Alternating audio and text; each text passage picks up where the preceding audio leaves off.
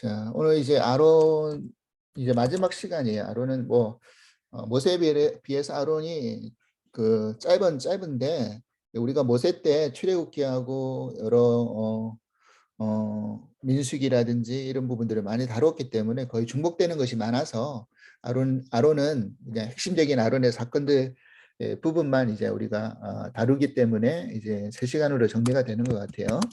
이제 아론 오늘 출애굽기 40장 12절에서 16절 말씀.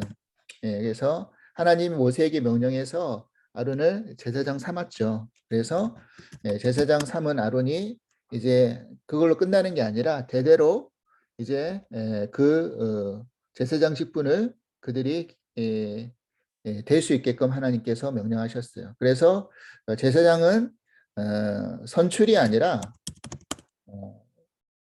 뭐죠?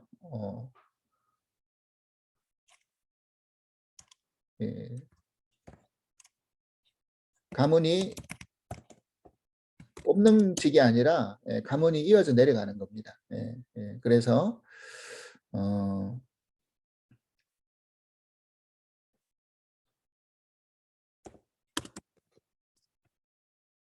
대대로 계승해서 내려가는 것이 제사장 직이 하나님이 그렇게 만드셨고요. 특별히 레위 지파 중에 아론을 그렇게 뽑아서 그렇게 만들어 주셨죠. 그리고 이제 아론은 대제사장이 돼요. 사실은 지금까지는 이스라엘 민족이 그 각 가정 안에서 아버지가 사실은 제사장 역할이었어요.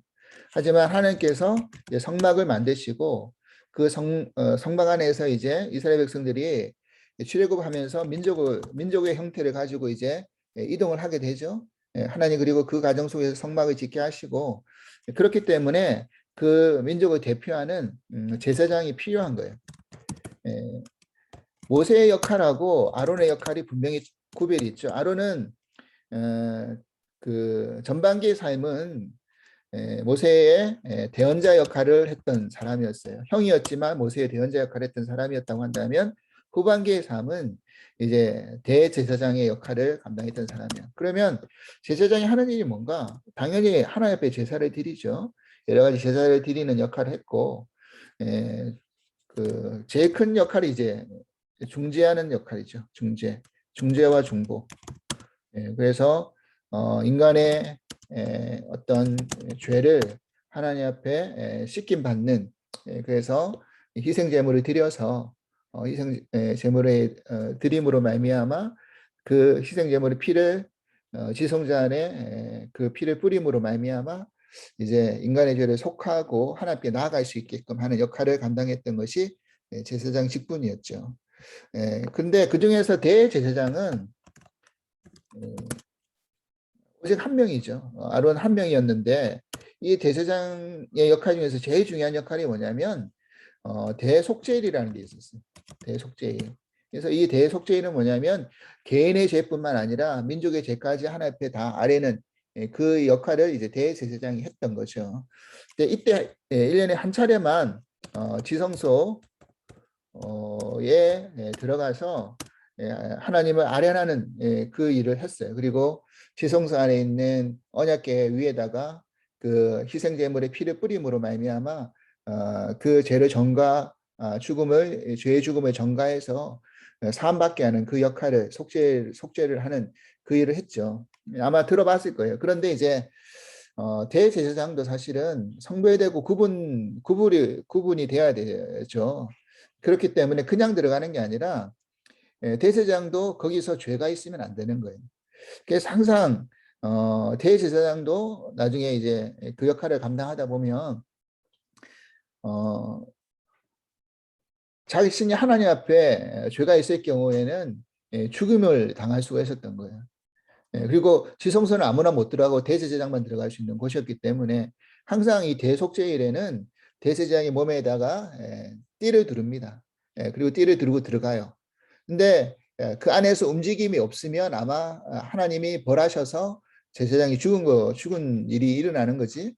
그래서 밖에 있는 사람들이 들어갈 수는 없으니까 움직임이 없을 때 끈으로 끌어가지고 당겨서 제사장을 끌어내는 그런 일을 했어요. 그러니까 항상 대제사장 하나님 앞에 설 때는 두렵고 떨림으로 설 수밖에 없는 입장이고, 그리고 그렇게 할 수밖에 없는 일이 민족의 죄를 속죄하고 개인의 죄를 속죄하는 일을 하는데 자신이 죄가 있어서 어떻게 그런 일을 할 수 있겠냐는 거죠. 그렇게는 안 된다는 거죠. 그래서 그런 역할을 감당했어요. 그리고 제사장으로서의 하나님이 갖춰야 될 규정이 몇 가지가 있는데 뭐 여러 가지가 많지만 대표적인 규정을 한번 살펴보면 레위기 10장 9절에서 11절 말씀을 일단 먼저 볼게요. 레위기 10장 9절로 11절. 10장 9절로 11절 보면 뭐라고 되어 있느냐면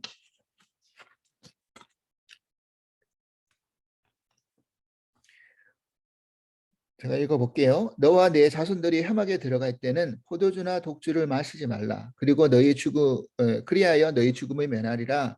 이는 너희 대대로 지킬 영영한 규례라. 그리하여 너희가 거룩하고 속된 것을 분별하여 부정하고 정한 것을 분별하고 또 나 여호와가 모세를 통하여 모든 규례를 이스라엘 자손에게 가르쳐라 그랬어요. 자, 뭐 하라 그랬습니까? 일단은 포도주, 독주를 먹지 마라 그랬어. 너희들이 분별되어지고 구별되어진 자기 때문에 오히려 그것을 먹고 들어갔을 경우에는 너희들이 죽을 수 있다라는 거잖아요. 그러니까 그런 어떤 포도주 독주를 삼가라 거룩의 어떤 규정이에요. 그리고 여기서 또 하나 우리가 읽었던 규정을 보면 제사장이 하는 역할이 하나님 앞에 제사를 드리는 거기도 하지만 또 어떤 역할을 한다? 모든 규례를 모세에 통하여서 나오는 모든 규례를 이스라엘 자손에게 가르치는 역할도 했죠. 그리고 레위기 21장 10절에서 15절 말씀 보면 어떤 일을 했느냐면 레위기 21장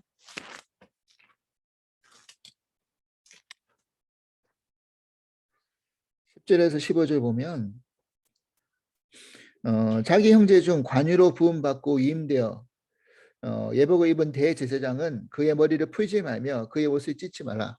머리를 풀지 말고 찢지 말라는 의미는 뭐냐면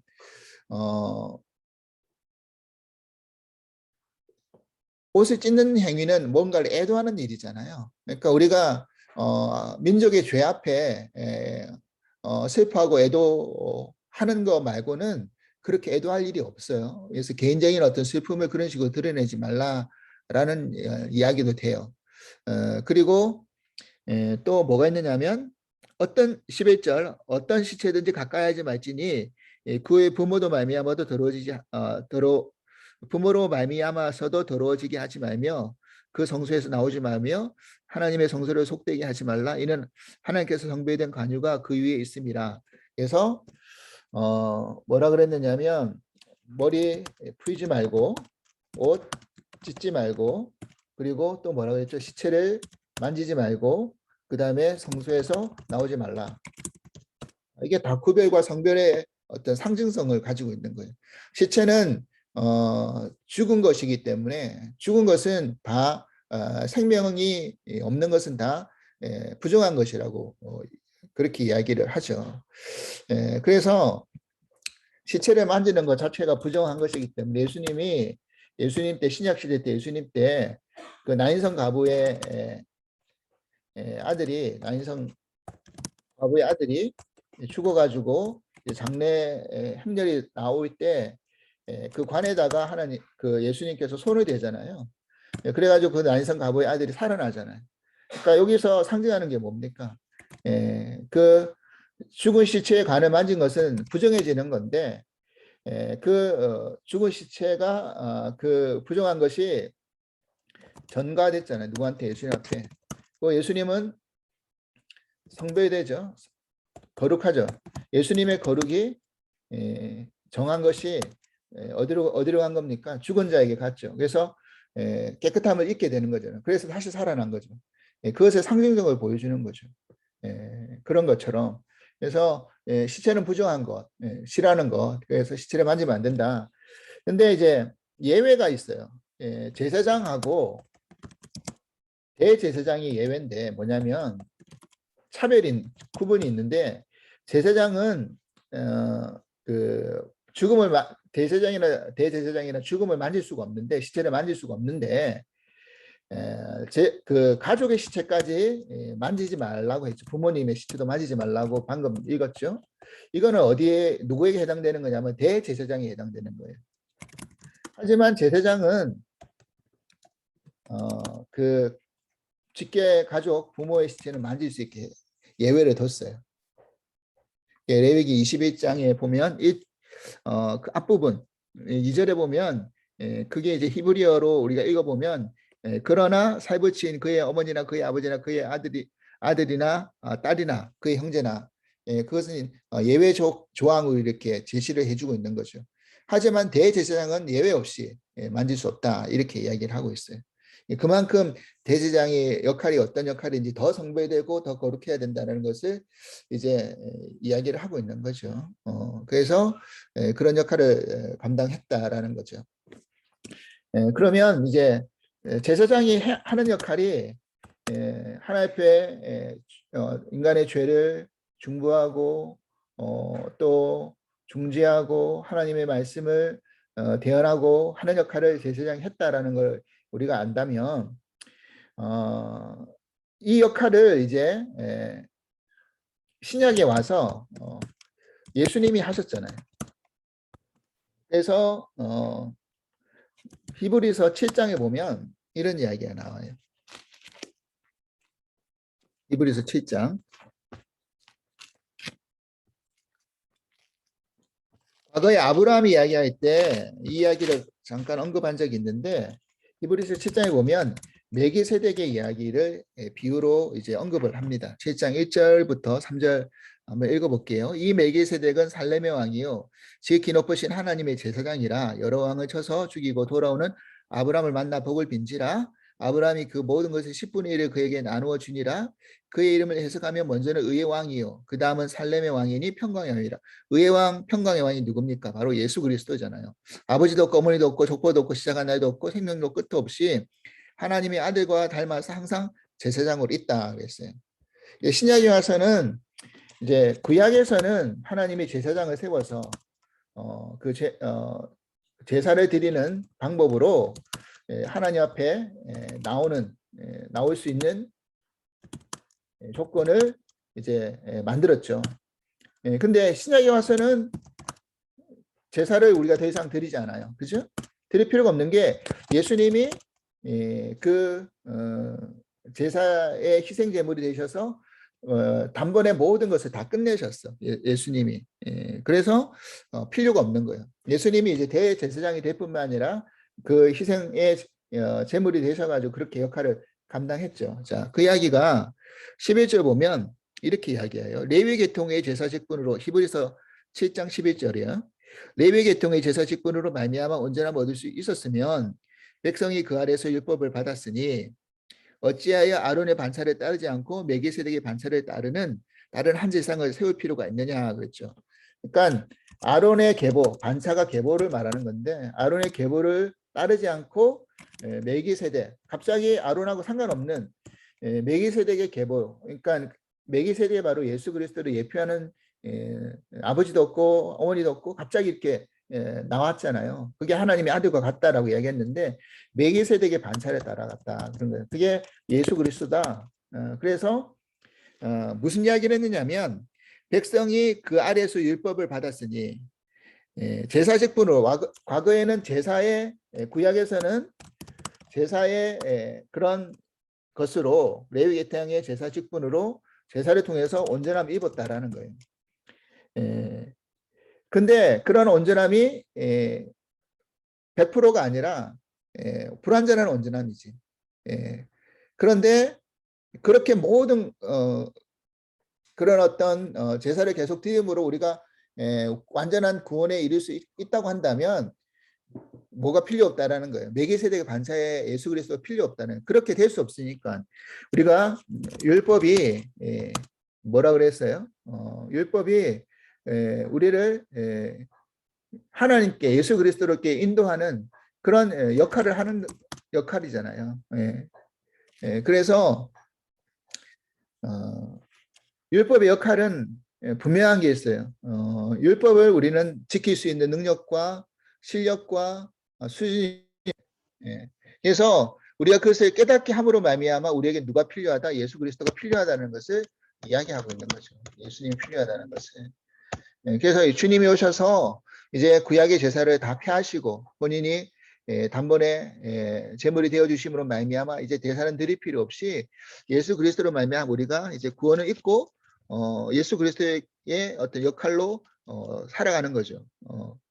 그의 자녀로 살아가는 거죠. 그 역할이 이제 잠시만요. 구약의 제사장과 신약의 제사장의 차이라는 거죠. 예수 그리스도가 왔기 때문에. 자, 그 다음에 더 중요한 거는 베드로 전서 2장 우리가 너무나 잘 알고 있는 9장 말씀을 보면 뭐라고 되어 있느냐면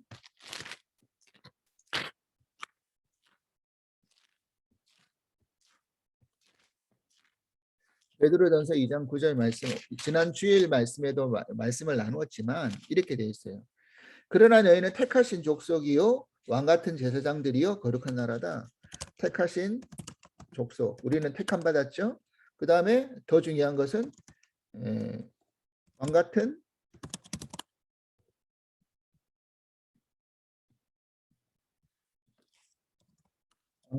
제사장이다. 왕 같은 제사장. 그죠? 거룩한 나라다. 두 번째, 우리가 왕 같은 제사장들이라는 거지. 그래서 신약에 예수님이 오셔서 이제 대제사장의 역할 그런 모든 것을 이제 폐하시고 제사도 폐하시고 예수 그리스도로 말미암아 우리가 구원을 입은 그런 예수 그리스도의 하나님의 자녀 백성이 되었다고 한다면 구원받은 백성으로서 우리가 뭐를 어떤 역할을 감당해야 된다? 우리 모두가 왕 같은 제사장의 역할을 감당해야 된다는 게 이제 그 다음 나가야 될 부분이라는 거예요. 이거는 그러면 뭘 상징하는 겁니까? 우리가 그러면 구약에서는 백성들하고 하나님하고 사이에 제사장의 역할이 분명히 있었잖아요. 그러면 신약에 와서는 백성들하고 예수님하고 하나님 그 통해서 우리가 예수님이 길이요 진리요 생명으로서 하나님 앞에 나아가고 사함받고 구원받은 백성이 됐어요. 그러면 이제 어떻게 되는 겁니까? 우리가 이 땅에 사는 이 세상의 사람들하고 크리스천하고 하나님 사이에 서는 거죠. 우리가 그렇기 때문에 어떤 역할을 해야 된다는 겁니까? 예수 그리스도를 비춰주는 작은 예수, 투영해주는 그런 지금 예수님이 오시기 전까지 우리가 해야 할 역할이 바로 그런 역할이라는 거예요. 우리가 맡겨주신. 그래서 어떤 목회자만 제사장이 아니라 우리 모두가 다 왕 같은 제사장이라고 이야기했다라는 거. 그래서 나에게 주어진 그런 작은 그 것이 작은 사명이라도 그게 작은 것이 아니다. 하나님 나에게 맡겨주신 것이 뭐다. 세상 안에서 내가 크리스찬으로서 하나님을 드러내고 예수 그리스도 드러내는 그런 중보자가 되고 중재자가 되는 역할을 우리에게 하나님 맡겨주신 것이다라는 것을 우리가 잊어서는 안 된다는 거예요. 이 역할을 통해 가지고 여기까지 나가는 거예요. 그래서 구약의 아론을 통해서 그걸 이제 예표로 보여주신 것뿐이고 신약에 와서 예수 그리스도가 그 역할을 감당하셨고 그리고 지금 우리는 이제 그 역할을 이어받아서 이 세상 안에서 우리가 그런 역할을 감당해야 된다는 것까지 이어지는 것이죠. 자, 그 다음에 아론에 있어서 중요한 사건 하나가 또 있어요. 그 민수기 17장에 나오는 내용인데 뭐냐면 아론의 쌍난 지팡이예요. 아론의 쌍난 지팡이. 민수기 우리가 새벽 말씀 때도 나누었던 것처럼 다시 한번 돌아가 보면 민수기 17장에 보면 어떤 사건이 있었느냐 바로 16장의 그 사건이에요. 민수기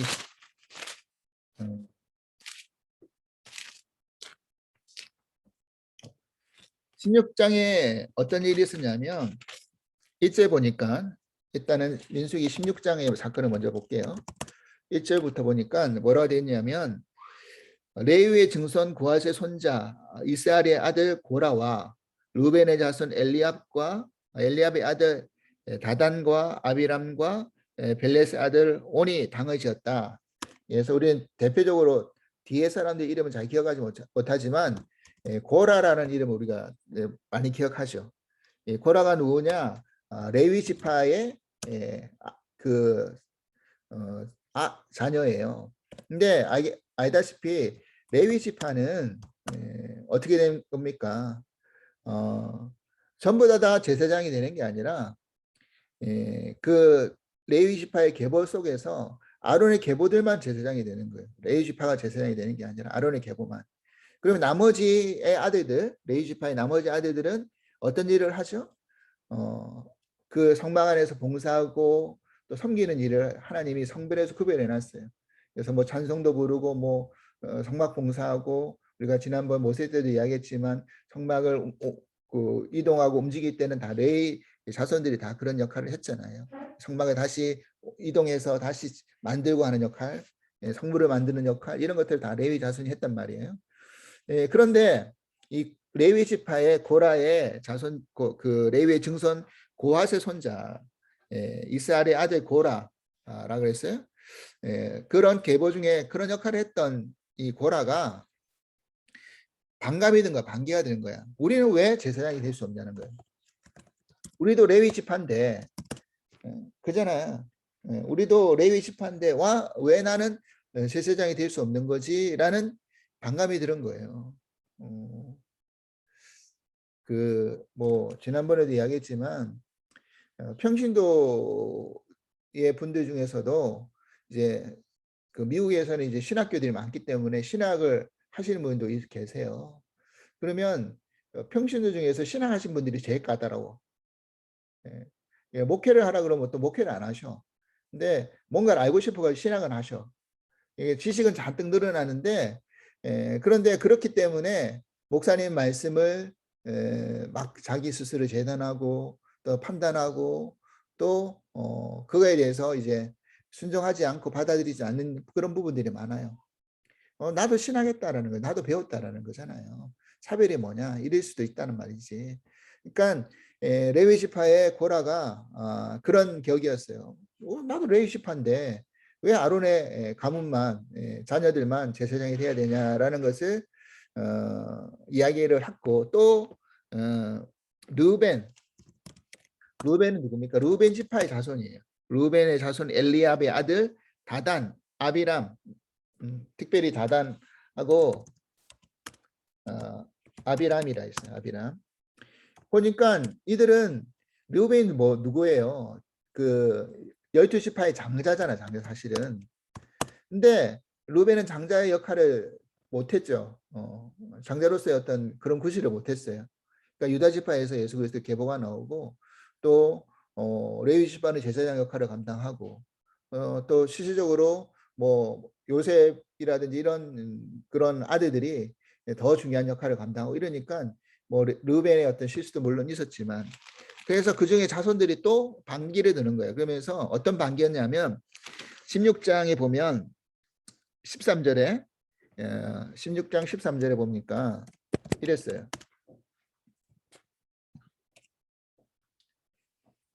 내가 우리를 적과 꿀이 흐르는 땅에 이끌어내어 광야에서 죽이려 함이 어찌 작은 일이기에 오히려 스스로 우리 위에 왕이 되려느냐. 이게 모세에게 했던 이야기예요. 그래서 모세에게 너가 스스로 왕이 되려고 한다 우리에게. 이 말은 다른 말로 무슨 말입니까? 나도 장자 지파의 아들들로서 자손들로서 나도 뭐예요? 그렇게 될 수 있다라는 거잖아요. 그렇게 되고 싶다라는 다른 말이에요. 그러니까 고라가 단을 지어가지고 고라는 아론의 어떤 역할에 반기를 들은 것이고 르브벤 지파의 다단과 아비람은 모세 역할에 반기를 든 거예요. 그래가지고 당을 지어가지고 그 당에 연합해가지고 몇 명이 또 같이 그 지휘관들이 동조했느냐면 250명이 16장 2절에 보면 함께 동조를 해가지고 그래서 고라의 반역이라고 유명한 그런 사건이 일어나죠. 그래서 하나님이 그것을 어떻게 합니까? 멸하시죠. 그래서 땅이 갈라지게 해가지고 고라의 반역을 든 사람들이 다 죽게 되고 그 자손들이, 그리고 여호와의 불이 나와서 250명도 다 불살라지는 역할을 했어요. 그래서 이스라엘 백성들이 이제 뭐 해야 되냐면 그거를 확연하게 이제 알려줘야 되는 거예요. 역할에 대해서. 하나님 왜 아론에게만 제사장 역할을 해야 되느냐라고 했을 때 이제 왜 그러냐, 왜 그렇게 되는지에 대한 이야기를 이제 17장에 이제 하나님이 보여주시는 거예요. 그러니까 하나님이 택한 것에 대한, 하나님의 선택권에 대한 인간의 어떤 반기를 하나님이 잠재우시죠. 그래가지고 각 지파들에게 지팡이를 가지고 나오게 했어요. 그래서 그 지팡이에다가 지파의 그 우두머리의 이름을, 대표자의 이름을 새겨라라고 했어요. 그래서 누구 지파의 지팡이인지를 확인하게 하기 위해서. 그래서 당연히 레위 지파의 지팡이에는 아론의 이름이 새겨졌겠지. 그래가지고 이제 그것을 회막 안에 두면, 증거계 회막 안에 있는 증거계 앞에 두면, 그 이제 민수기 17장 5절에 보니까 뭐라 되어 있느냐, 이렇게 돼 있어요. 내가 택한 자의 지팡이에는 싹이 나리니 이것이 이스라엘 자손이 너희에게 대대에 원망하는 말을 내 앞에서 그치게 하리라. 그래서 죽은 지팡이에서 싹이 난단 말이야. 생명이 돋는단 말이죠. 그래서 싹이 났어. 뭐 어떻게 되냐면 8절. 이튿날 모세가 증거 장막에 들어가서 본즉 레위 집을 위하여 낸 아론의 지팡이 우미 돋고 순이 나고 꽃이 피고 살구 열매가 났다. 싹이 나고 꽃이 피고 살구 열매까지 맺었어요. 네, 이 살구 열매의 어떤 히브리어 말이 샤케드라는 말인데 이게 무슨 말이냐면 깨어지키다, 경성하다, 그거예요. 그래서 깨우는 자, 지키는 자, 이런 의미예요. 그래서 이게 또 다른 뭐가 되냐면 부활의 표상의 상징도 돼. 나중에 그게 무슨 말이냐면 생명이 없는 지팡이에서 싹이 났어. 그래서 하나님이 그것을 통해서 하나님이 택한 자가 누구라는 것을 알려주셨을 뿐만 아니라 예수님께서 십자가에서 돌아가셨는데 십자가는 죽음을 상징하는 거잖아요. 생명이 없는 것을 상징하는 거죠. 근데 그 십자가에서 죽으시고 어떻게 돼서 부활하셨잖아요. 그래서 마치 죽은 지팡이에서 생명의 싹이 나고 살구 열매가 맺는 것처럼 다시 깨어난 것처럼 그 십자가에서 죽으시고 다시 부활하는 사건의 예표로 이것을 보여준 거지. 쌍난 지팡이가 그렇게. 그래서 예수 그리스도가 제사장 역할을 감당하면서 그런 모습으로 나타난다는 것을 예표적으로 상징적으로 아론의 쌍난 지팡이가 그렇게 보여지기도 한다는 거예요. 그리고 그 다음에 하나님은 그냥 그것으로 끝낸 게 아니라 이것을 이제 대대로 보관하라고 했어요. 어디다가? 언약궤 안에다가 보관하라. 오늘 새벽 예배 말씀 때도 이야기했죠. 언약궤 안에 보관되어지는 게 세 가지가 있는데 하나는 뭐냐면 바로 아론의 쌍난 지팡이. 그 다음에 만나에 담은 항아리가 들어가 있어요. 그 다음에 십계명이 새겨진 두 번째 돌판. 첫 번째 돌판은 깨졌으니까 돌판이 들어갔어요. 자, 이게 상징하는 바가 있다라는 거죠. 첫 번째 상징은 뭐냐면 인간의 죄악된 실상을 상징해. 십계명의 두 번째 돌판은 뭘 의미하는 거예요? 하나님이 두 번째 기회를 주신 것, 언약의 갱신을 말씀해 주신 거라고 말씀드렸어요. 그러니까 첫 번째 돌판은 왜 깨졌어요? 시내산에서 모세가 하나님의 말씀을 들고 내려오는데 밑에서 뭐하고 있었어? 금송아지 만들고 죄악을 범하고 있었잖아. 우상을 지어가지고. 그러니까 모세가 화가 나서 돌판을 던져서 깨진 것도 있지만 그 돌판이 깨졌다라는 상징성은 또 뭘 의미를 하느냐면 하나님의 언약이 깨어졌다라는 거죠. 상징성을 가지고 있는 거야. 근데 하나님이 두 번째 돌판을 해서 하나님 말씀에 다시 십계명을 주심으로 말미암아 언약이 갱신된 것을 의미하는 거죠. 그러니까 두 번째 돌판이 인간의 어떤 죄악된 실상, 그리고 또 죄악된 실상이고, 두 번째가 뭐냐면 하나님의 은혜와 긍휼의 상징이에요. 하나님이 다시 기회를 주시고 하나님이 다시금 뭐 한 겁니까? 그들에게 은혜를 베풀어 주신 거잖아요. 두 번째 들판이. 그리고 만나도 마찬가지. 만나도 오늘 말씀드렸지만 만나가 그거잖아요. 우리에게 하나님이 베풀어 주신 은혜인데 한편으로는 인간이 그 만나만 주어지면 하나님을 잘 섬길 줄 알았어요. 섬길 수 있는 존재, 섬길 수 있는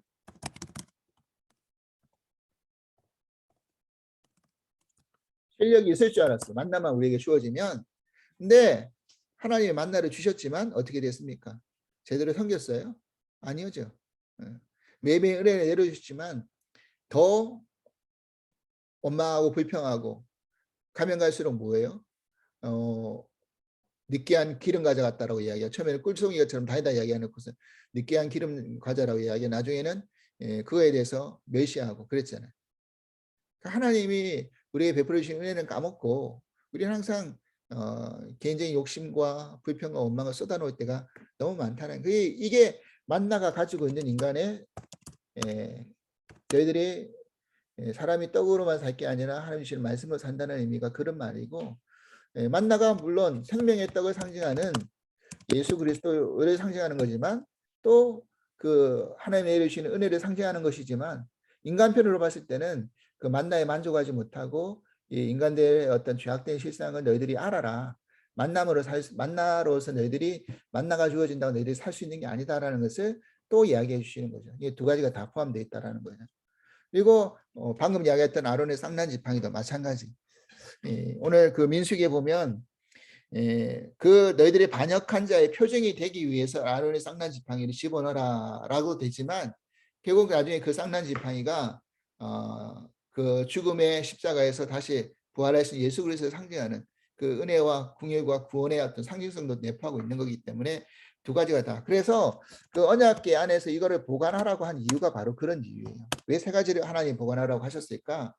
그것을 보면서 너희의 죄된 실상을 깨닫고 하나님의 은혜와 긍휼을 깨달아서 하나님 앞에 그렇게 나아가야 된다는 것을 알려주기 위해서 그것을 보관하라고 하신 거죠. 그래서 아론의 쌍난 지팡이가 그런 의미가 가지고 있다라는 거예요. 자, 그래서 이제 그 민수기 이제 20장에 보면 이제 아론의 마지막의 모습이 등장해요. 자, 아론이 모세와 마찬가지로 지난 그 아론의 첫 번째 시간에도 이야기했지만 123세에 죽음을 맞이합니다.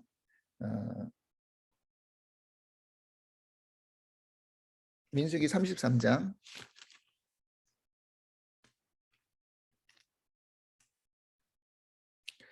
민수기 33장에 보면 나이를 언급해요. 39절.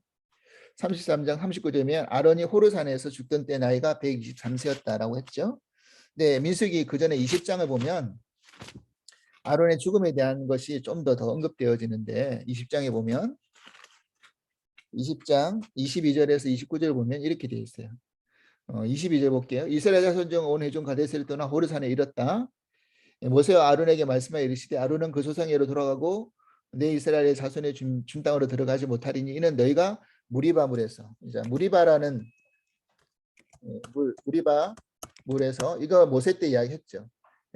그들이 반성해서 하나님의 영광을 드러내지 않고 자기의 어떤 것을 드러냄으로 말미암아 하나님이 그런 어떤 실수로 너희들이 이제 약속한 땅으로 못 들어가게 하겠다라고 상징성으로 부여했고, 이제 아론은 호르산에서 마지막을 맞이하는데 옷을 벗어서 아까 제사장의 직을 감당할 때 옷을 입혔다, 거룩한 옷을 입혔다.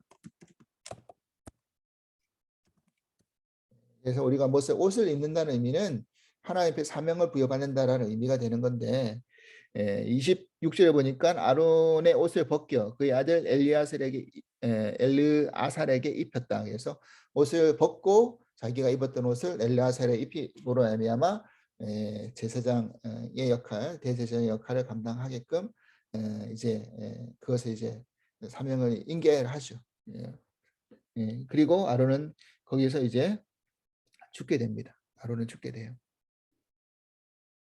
그래서 마지막 마무리를 짓죠. 음. 그래서 이제 마지막으로 아론이 그 역할을 이제 아들에게 물려줌으로 아론의 사명이 가나안 땅에 들어가지 못하고 모세와 마찬가지로 이제 그 광야 안에서 이제 마지막 마무리를 짓습니다. 이것이 아론의 마지막이에요. 그래서 오늘 제일 중요한 거는 그거예요. 오늘의 그 핵심은 뭐냐면 제사장의 역할이 뭐냐. 그리고 그 제사장 역할을 신약에 와서 예수 그리스도가 그리고 이제 지금 우리들에게 하나님이 허락하셨다고 한다면 우리가 이 땅 안에서 제사장으로서 어떤 역할을 감당하며 살아야 될 것인가. 그리고 두 번째 아론의 쌍난 지팡이를 통해서 우리에게 주신 하나님의 긍휼과 은혜가 무엇인가. 그리고 또 우리의 죄악된 실상이 무엇인가를 항상 돌아보면서 우리가 어떠한 믿음의 모습으로 살아야 될지를 항상 구분하고 또 돌아볼 수 있는 그런 시간이 되기를 바랍니다. 우리가 하나님이 이 땅에서 왕같은 제사장으로 맡겨주신 그 사명을 잘 감당해서 하나님의 그 사명자로서의 역할을 예수 그리스도 오실 때까지 그렇게 기뻐하며 감당할 수 있는 순종하며 감당할 수 있는 그 은혜가 임할 수 있기를 간절히 기도합니다. 기도하겠습니다. 하나님 감사합니다. 오늘 아론의 이야기를 통해서 우리에게 주어진 제사장 역할이 무엇인지를 깨닫게 해주시니 감사합니다. 구약의 제사장이 하나님 앞에 제사를 드림으로 인간의 죄의 사함을 중재하고 중보하고 또 하나님의 말씀을 그 규례를 가르쳤습니다. 이제 우리 또한 예수 그리스도의 그 사명을 이 땅 안에서 우리에게 주신 그 왕 같은 제사장의 사명을 기억하게 하시고 내가 이 땅 안에서 하나님 나라와 예수 그리스도를 위해서 중보하고 중재해야 될 일들이 무엇인지를 돌아보게 하시고 깨닫게 하여 주시옵소서. 그리고 인간의 실상은 어쩔 수 없이 죄악된 실상을 가지고 있을 수밖에 없음을 또 아론의 그 쌍난 지팡이를 통해서 다시 한번 깨닫습니다. 그런데 거기서 하나님이 베풀어 주신 은혜와 긍휼이 무엇인지 또한 우리가 알게 되었사오니 하나님 그 하나님의 긍휼과 은혜 없이는 우리가 살아갈 수 없는 존재이고 그 은혜 위에 우리가 바로 서게 하시고 또 그 은혜를 알기에 우리에게 허락하신 사명을 온전히 잘 감당해 나갈 수 있기를 간절히 소망합니다. 은혜 위에 은혜를 더하여 주시고 믿음 위에 믿음을 더하여 주시고 그래서 우리가 더 온전해질 수 있기를 간절히 소망하오며 예수 그리스도 이름으로 기도합나이다. 아멘.